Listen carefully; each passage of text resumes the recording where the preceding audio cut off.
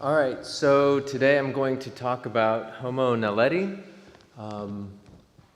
Bernard Wood mentioned earlier that he's interested in the weird hominins. So if you like weird hominins, buckle up. So it's an honor and a privilege to be here speaking in this memorial for the great Professor Yves Coppens. I never had the privilege of meeting him, but it sounds like he made a pretty positive and meaningful impact on pretty much everyone that he met, let alone the entire field of paleoanthropology. He was involved in just a ton of major discoveries and scientific communication of these discoveries, really throughout the entirety of hominin evolution, from Sahelanthropus many millions of years ago up until even more recently, the Salhit, modern human cranium, from Mongolia just 30,000 years ago or so. And so it's a pretty remarkable legacy to have contributed to so much of the human fossil record. And one of the things that I think that is really cool about his contributions is that it really highlights the great diversity of fossil hominins that existed over the past several millions of years that we've seen a lot of examples of in the past day and a half. And so in this spirit then, I would like to focus on Homo naledi, whom I've depicted up here in green. I found this interview with Professor Coppens that I've linked down here at the bottom of this slide from 2017. And so to give a little bit of context, Homo naledi was discovered in a cave that I'll talk about in just a moment in South Africa, only announced in 2015. And so as we will see, there's a lot of fossil material attributed to Homo naledi from this one site. It's really quite remarkable. But one thing that was not known, early on at least, was how old these fossils were. And in this interview, Professor Coppens had the insight, that the sheer volume of material that they had in the cave suggested to him that these were probably not very geologically old in age. And he turned out to be 100% correct about this. Subsequent geological work that was published actually the same year in 2017 as that interview, in the Rising Star Cave System in South Africa. We've seen this cradle of humankind region a couple times today. Subsequent work established the Homo naledi remains in the D naledi chamber and kind of further.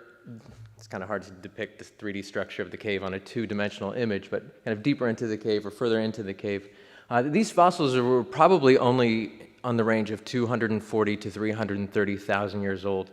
And that sounds like an unfathomably old age to us because we don't live very long. But in the context of hominin evolution, that's really very recent. And so this is one of many things that makes this a pretty surprising and interesting, and for lack of a better term, weird discovery or weird species. So most of the material that we'll look at today comes from the D naledi chamber here. There are around 2,000 pretty fragmentary elements that we'll look at. Now, one thing that you'll notice is that the fossils are located kind of deep in the dark recesses of the cave there. But they're pretty far away from the entrance to the cave. And so I'm not a geologist. I have to trust the work of the geologist. But they seem fairly confident that there was no natural process like flooding or carnivore activity that could have brought Homo naledi into the cave chamber, which suggested to them back in 2015 and 2017 that perhaps Homo naledi was depositing their dead intentionally into the cave. So you probably saw last week a fairly controversial announcement from some of my colleagues that they think that Homo naledi might have actually not just brought the dead into the cave, but actually intentionally buried them in there, which, if true, would be pretty remarkable because at least 240,000 years ago, this would be some of the earliest archaeological evidence for burial, which you could then assume or make the argument, at least, that it represents some kind of a ritual activity. They also published, you can see a lot of markings on the walls in the D naledi chamber there that they attribute to Homo naledi here. And of course, this is very controversial work. A lot of researchers have kind of expressed reasonable skepticism about this. And so I was not involved in any of that work. I do think it's very interesting, and I would like to learn more about it. But given the geological context of the cave and some other aspects of the bones that are represented there, I don't think it's unreasonable that Homo naledi, at the very least, might have actually brought the dead into the cave, but that's about as far as I'm willing to go there. I just study the bones, which is a good situation to be in because there are so many of them. So what I have depicted right here on the left is a lot of the material laid out from the Naledi chamber of the cave. You can see we have anywhere from probably roughly 20 individuals, separate individuals, who died from young infancy to old age, representing a whole lot of the skeleton. So that's from the Naledi chamber. From the Naledi chamber, another area of the cave, we have this partial skeleton as well as some other bones that I'll talk about later on. And so all of this material gives us a pretty good understanding of kind of what this animal was, what this other way of being human was 200,000 to 300,000 years ago. I mean, this, as we'll see, was not what we were expecting to find in a hominin that was living at the same time as the ancestors of modern humans and Denisovans and Neanderthals. And I'll just throw this out as well. A lot of this material is available online on the repository morphosource.org as 3D models. So a lot of people, anyone, if you have a computer, you can check these materials out to learn more. So as we'll see, this species is an interesting mix of features that in many ways are very reminiscent of Lucy, whom we talked a lot about in the past few days, but other features that are more reminiscent of the genus Homo. And so we'll look at some of these features here. One of the more surprising things to see at 200 to 300,000 years ago was a fairly small-brained hominin. Here is the most complete skull from the Naledi chamber of the Rising Star Cave representing Homo naledi. And we have a couple partial crania as well, and this gives us a range of brain size estimates for this animal. Brains themselves do not fossilize, but the growing brain itself pushes against the bones of the skull in a way that leaves its actually very literal impressions of its size, its shape, and some of its external features. And so this tells us that this hominin here had a brain size of anywhere between around 500 to 600 cubic centimeters or milliliters, which is comparable to some of the larger Australopithecus, a lot of early Homo, so fossil hominins that lived 2 to 3 million years ago, but it only a couple 100,000 years ago. They didn't do it right. And so this is smaller than what we see in humans today. It's smaller than even earlier Homo erectus. And so this was something that was rather surprising. But of course, one thing that we're coming to appreciate more and more is that brain size is only kind of part of the equation when we're trying to think about a species' cognition and intelligence and behavior and things like that. And so we can get more direct information about the brain of Homo naledi through looking at some of the impressions that are left on some of the bones.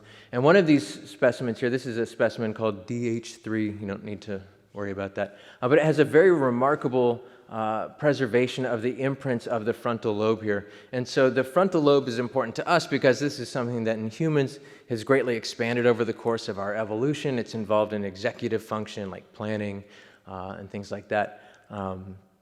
Decision making. And I want to draw our attention to this area that I've highlighted here, 45 here, because this is an area that in humans is implicated in speech production, or I guess for lack of a better term, language, and gestural communication in apes, and probably also in the actions necessary for carrying out, or rather making stone tools. So it's an important area in hominin evolution. In chimpanzees, this area looks kind of like this. It's nestled a little bit anterior to this part of the brain called the temporal lobe, and it's separated from the adjacent area 44 by this little furrow that sticks out here. And in humans, because our prefrontal cortex, especially in the front, has greatly expanded, and area 45 itself has also expanded, this basically has pushed area 45 out laterally into this very unique configuration where you tend to have a distinct grooves behind it and beneath it, separating it from the adjacent areas of the brain. And in Homo naledi, at around 500 cubic centimeters, you have something that seems to really anticipate this human-like condition.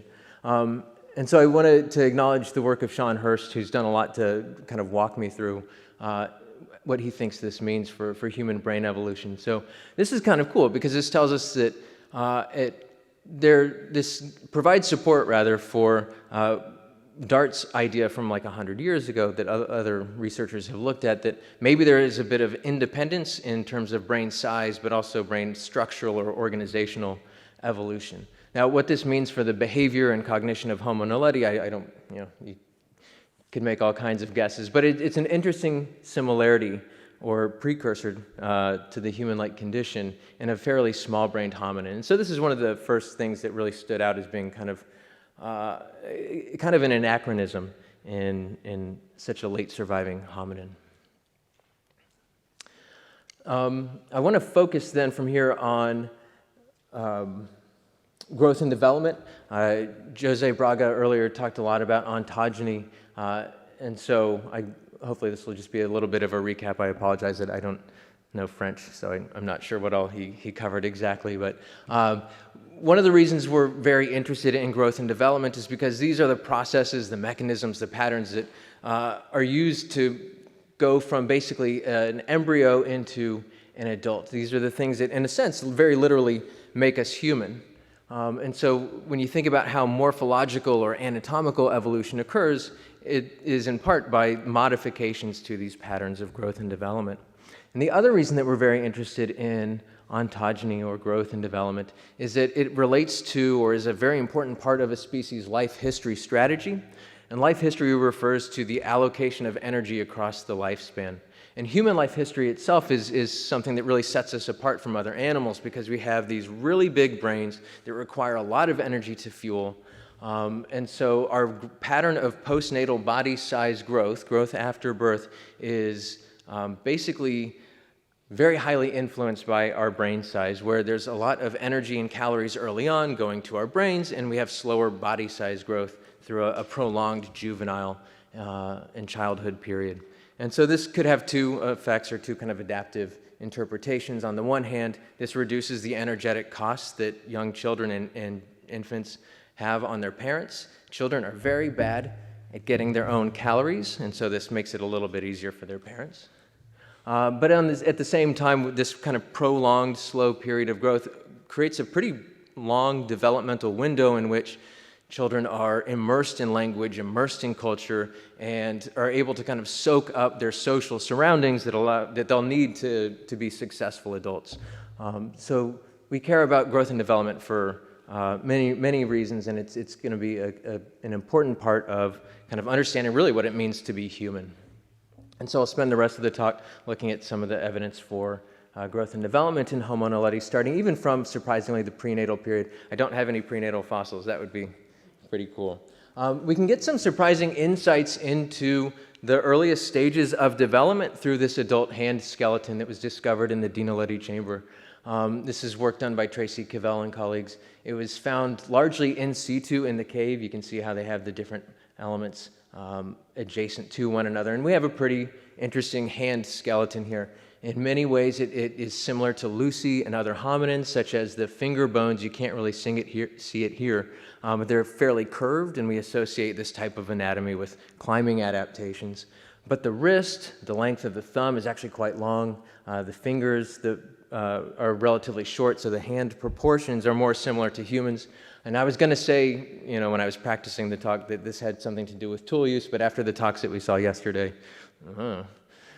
so it's a pretty neat hand. It's a mix of Australopith-like features and more derived human-like features. But I want to draw our attention to the lengths of the fingers themselves, because these proportions within a digit seem to be established by developmental patterns very early on in the body. And there's a specific developmental model that has been used to describe this relationship called the inhibitory cascade. It's a big mouthful. We don't need to worry about what it sounds like. The point is that it mathematically kind of describes the relationship between what we should expect to see between the proximal phalanx, the first part of your finger bone here, and then the distal part, the distal phalanx, or the end of your finger here. And so the model predictions are depicted by this dashed line that we see right here. And plotted over that are some data from other primates. And you can see primates are elevated above the line.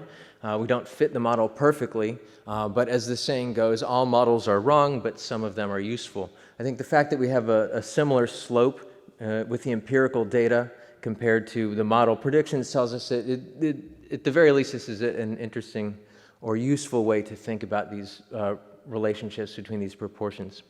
And so if we look at living apes right here, we can see that they generally fall either along the model prediction lines or kind of along with the rest of the primates. And humans, of course, humans are very bad at being primates, and so we tend to fall above this line. And so practically what this means is we have a long distal phalanx, and this has been attributed to our nice precision grip that we can use for all kinds of fun stuff.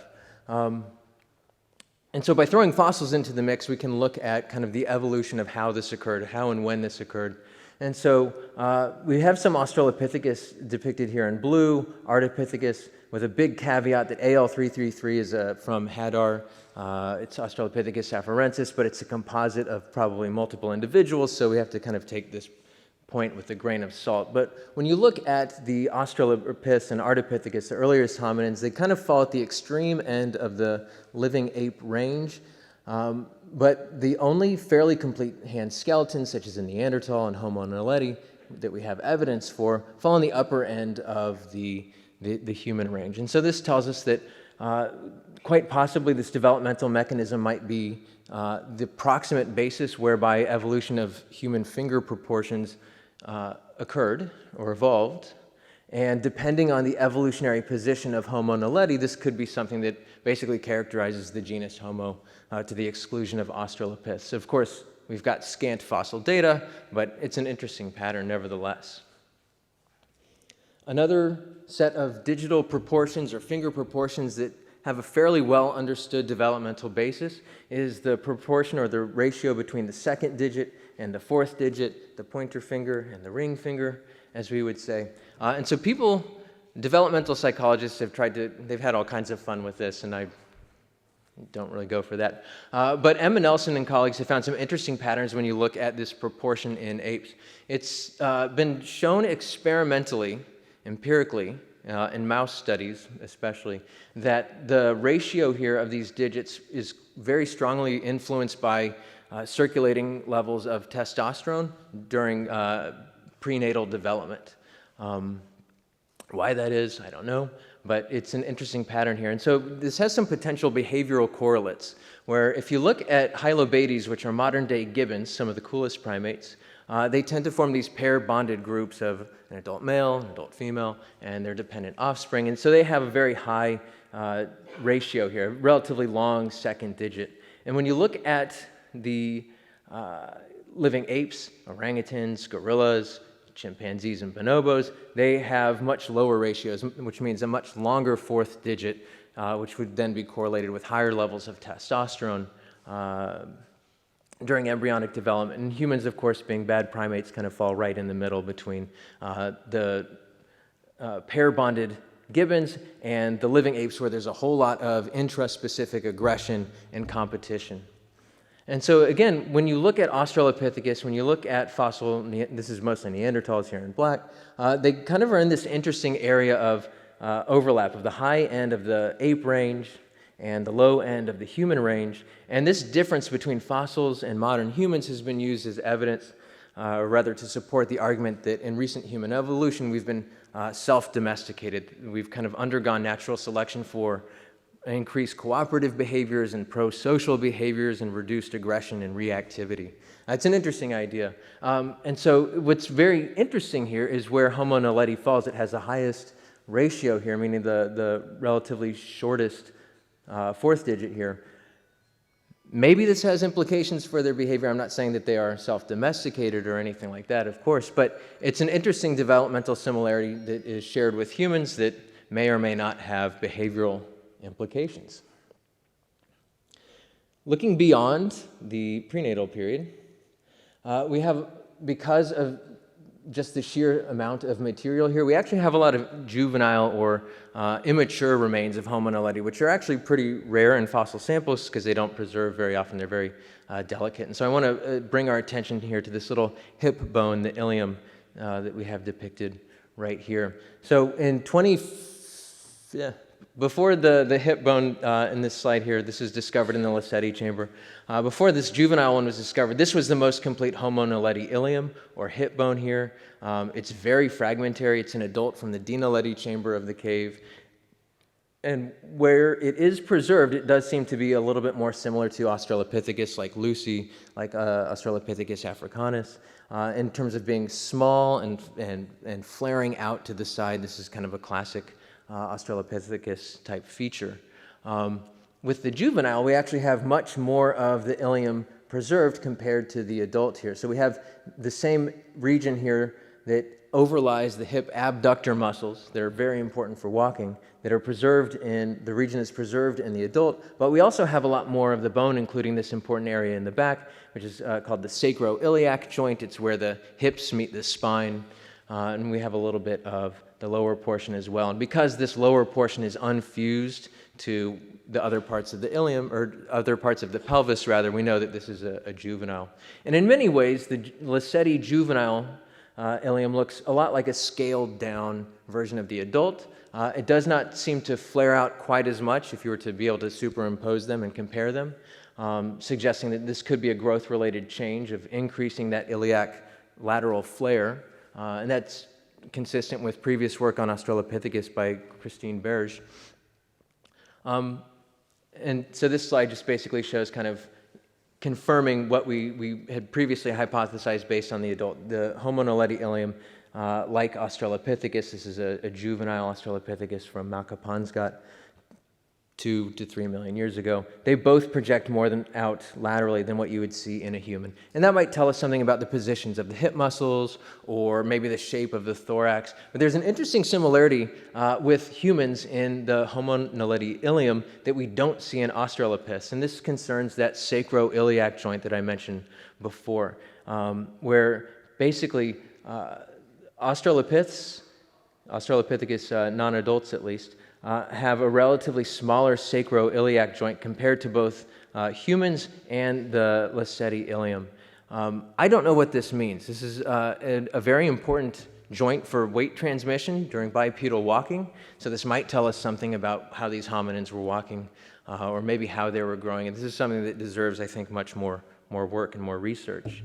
And so along those lines, all of the data that we use to analyze this little hip bone, the ilium, is totally openly available. We have the 3D model up on Morphosource. We have the landmark data that we used to do this type of analysis here. That's up on the repository Zenodo. So anyone can hopefully replicate our results, but also build off this and make more discoveries about this very curious mix, this hominin that has a very curious mix of features here. And so I'll end my talk with describing just some ongoing work here. We have remains that we think belong to a single infant that I've depicted right here. It's not nearly as pretty as the Dakika juvenile, Australopithecus afarensis, or any of the great cromdry material that Jose Braga talked about earlier, but it's an interesting glimpse into the earliest stages of postnatal life in Homo naledi that we have so far. And so a lot of this work, I owe a great debt to my colleagues Heather Garvin and Davorka Radovcic, because they've basically poured over this material to help make these identifications. This stuff is very tiny. It is very fragmentary. It's very difficult to tell sometimes what bone am I looking at, because think about the size of your fingernail, your pinky fingernail, and then cut that in half. It is so small, and they spent a lot of time, contributed a lot of their expertise to identifying these tiny remains. And we have a lot more material than I've depicted in this little schematic. These are just some of the more complete elements that we have here. We think that this all belongs to a single infant, a single individual, partly because of provenience. A lot of the material in the Naledi chamber is a little bit mixed up and fragmentary, but all of the material that we have associated here is from within a very small restricted area of just a few centimeters. It was also found just a few centimeters from this jawbone here that my colleagues and I showed a few years ago based on the patterns of kind of which teeth are developing in the mouth and how far along they are. We can see we have the deciduous or baby teeth, and we have the developing permanent teeth in the jaw that based on how these teeth develop in both humans and living chimpanzees, this individual was probably about 2 years old when they died. And the limited skeletal evidence that we have is also consistent with this age range of 1 to 3 years. So we have good reason to believe, based on both provenience and development, that this represents a single infant. And so the remains are very fragmentary. They don't preserve a lot of diagnostic material. So if we want to look at just this partial scapula of the infant here compared to the adult Homo naledi scapula, we have to double check with Stephanie Malillo, but to me this looks a lot like Lucy's scapula in many ways. The infant doesn't give us that much anatomy at all. We can't see where that bar glenoid is. We basically just have some size dimensions here. And so when we look at just like the width, for instance, of this little glenoid fossa, it's comparable to the human children that are around 6 months old, which is very, very tiny. And so I see I'm running out of time, which is kind of perfect, because basically all I want to say is that even though we don't have a lot of diagnostic morphology here, we can get some rough estimates of body size based on the scaling relationship between these joints, like the pubis or the glenoid fossa, to suggest that this is a tiny little infant. Of course, adult Homo naledi is estimated to be smaller in overall body size than living humans. And so if we look at this proportional size, the estimated size of the infant relative to the adult estimates, it's still relatively small compared to humans that are around 2 years old. And so there's a lot more work that we need to do with this material, but it does seem to suggest some interesting life history differences from what we see in living humans. And that's not that surprising, because Homo naledi had a very small brain. Brain size is a main predictor, or major influence rather, on life history strategies. And so this is one of just many ways in which Homo naledi is going to yield a lot more interesting surprises and insights. So Professor Copans described Homo naledi in that 2017 interview as a pretty remarkable or extraordinary discovery. And he's right about that, because we have so much material representing so many individuals with so many parts of the skeleton that we were able to ask some really interesting questions that we can't ask of other fossil hominins. And then on top of that, we had this weird mix of features that in many ways are reminiscent of Lucy and other Australopiths, and in many other ways are much more derived and human-like.